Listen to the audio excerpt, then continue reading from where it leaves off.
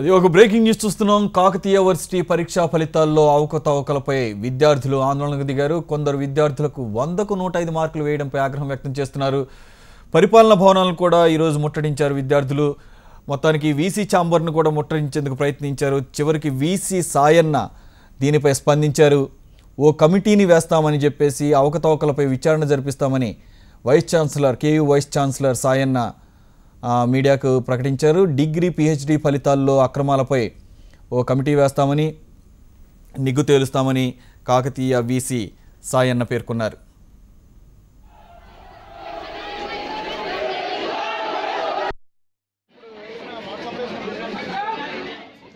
మీరు చెప్పిన దాని ప్రకారము ఐసెట్ ఉన్న వాళ్ళకు ఎవరికైతే యాబ్సెంట్స్ అని వచ్చినాయో అవన్నీ కూడా నేను ఇప్పుడే ఆఫీసర్స్ కూర్చోబెట్టి నేను కూడా పర్సనల్గా ఇంటికి వెళ్లకుండా ఈ ఐసెట్ వాళ్ళు ఎవరైతే ఐసెట్ అనే కాదు ముందు మీరు ఇంకా బ్రాంచ్ ఇక్కడ దాకా రావాల్సిన అవసరం కూడా లేకుండా మీరు ఎక్కడున్నా సరే మేము డౌన్లోడ్ చేసుకునే రకంగా కూడా నేను చేయడానికి చేస్తాను.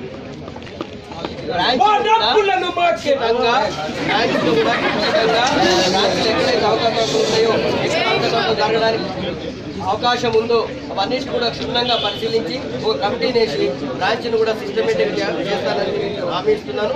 దయచేసి మీరు అలాంటి అపోహలకు ఉండద్దమ్మా. ఎవరికి కూడా ఇక్కడ మా విద్యార్థులను ఫెయిల్ చేసుకొని మా విద్యార్థుల భవిష్యత్తు వాల్యుయేషన్లో టీచర్సే వాల్యుయేషన్లో నిర్లక్ష్య ధోరణి కానీ నిర్లక్ష్యం జరిగిందని నేను అనుకోను. ఎప్పుడైనా సరే వాల్యుయేషన్లో ఒక వాల్యూ వరకు ఇంకో వాల్యూ వరకు తేడా ఉంటుంది కాబట్టి మోడరేషన్ అనేది ఒకటి ఉంది. తర్వాత ఎప్పుడైనా సరే తప్పిదాలు జరిగి ఉంటే దాన్ని సరిదిద్దుకోవడానికి రీవాల్యుయేషన్ అనే ఒక మార్గాన్ని కూడా పెట్టడం జరిగింది. ఆ రీవాల్యుయేషన్లో వచ్చిన వాళ్ళకి స్టూడెంట్స్ని ఫెయిల్ చేయడం అనేది అది సరి అయిన ఆరోపణ కాదు. రీవాల్యుయేషన్ డబ్బుల కొరకు స్టూడెంట్స్ ఫెయిల్ చేయాల్సినంత అవసరం యూనివర్సిటీకి లేదు. ముఖ్యంగా మీరు చెప్పిన దాని ప్రకారము ఐసెట్ ఉన్న వాళ్ళకు ఎవరికైతే యాబ్సెంట్స్ అని వచ్చినాయో అవన్నీ కూడా నేను ఇప్పుడే ఆఫీసర్స్ కూర్చోబెట్టి నేను కూడా పర్సనల్గా ఇంటికి వెళ్లకుండా ఈ ఐసెట్ వాళ్ళు ఎవరైతే ఐసెట్ అనే కాదు. ఇక వీసీ వ్యాఖ్యలపై వీసీ ప్రతిపాదించిన దానిపై మనతో స్పందించడానికి ఏబీవీపీ నాయకుడు రాకేష్ ఉన్నారు. రాకేష్ గారు నమస్తే అండి.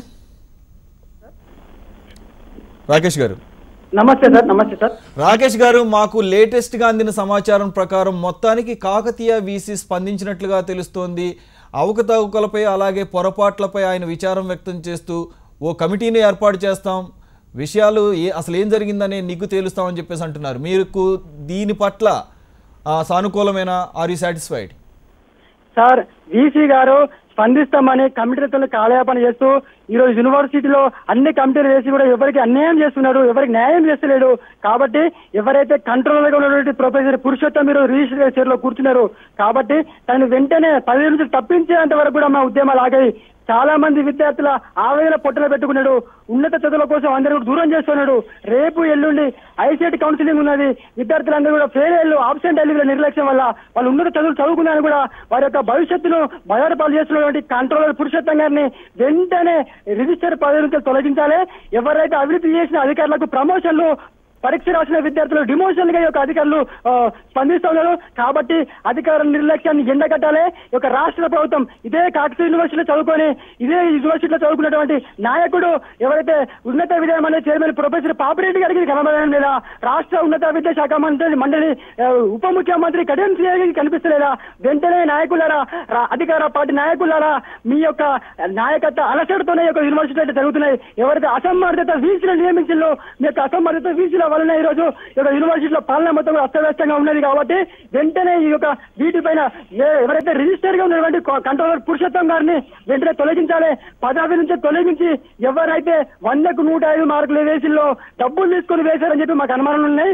కాబట్టి సాంకేతిక లోపం అని చెప్తున్నప్పుడు కూడా ఈ సాంకేతిక లోపం కాదు. ప్రతి ఒక్క అధికారి కూడా ఈ రోజు మొత్తం కూడా బజారును వేసుకొని అధికార పార్టీ నాయకులకు మేమోలు అమ్ముకునే సందర్భం యొక్క యూనివర్సిటీలో ఉన్నది. కాబట్టి ప్రతి ఒక్క విద్యార్థికి న్యాయం జరగాలంటే, ప్రతి ఒక్క విద్యార్థి ఉన్నత స్థితిలో చదువుకోవాలంటే పురుషోత్తం కంట్రోలర్ గా ఉన్నప్పుడు చేసిన తప్పుకు ఆయన రిజిస్టర్ గా చేసిందా అని చెప్పి మేము ప్రశ్నిస్తున్నాము. వెంటనే తన రిజిస్టర్ పదవి నుంచి తొలగించాలి. ప్రతి ఒక్క విద్యార్థికి న్యాయం చేయాలి. మొన్నటికి మొన్న ఎంఫిల్ పిహెచ్డి ప్రవేశ పరీక్షల ఫలితాలలో 22 మార్కులు వచ్చిన విద్యార్థికి అందరూ కూడా రోజు కీ పేపర్ బయట 70 మార్కులు వచ్చినటువంటి పరిస్థితి ఉన్నది.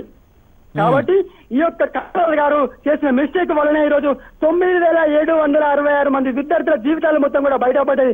కాబట్టి వెంటనే తక్షణమే ఏ మాత్రం ఆలోచించకుండా ఈ యొక్క వైస్ ఛాన్సలర్ గారు వెంటనే రిజిస్టర్ తొలగించాలి.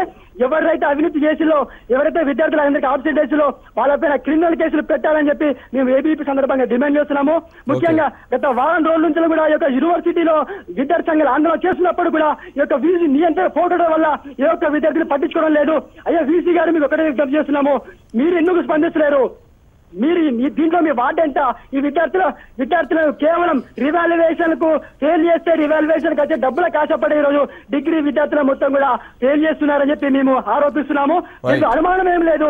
రోజుకు బారులు కడుతున్నారు విద్యార్థులను కూడా ఫెయిల్ అయ్యి ఆబ్సెంట్ పడ్డ విద్యార్థులందరూ కూడా న్యాయం చేయాలని చెప్పి మేము డిమాండ్ చేస్తున్నాము. Okay, right. Thank you Rakesh.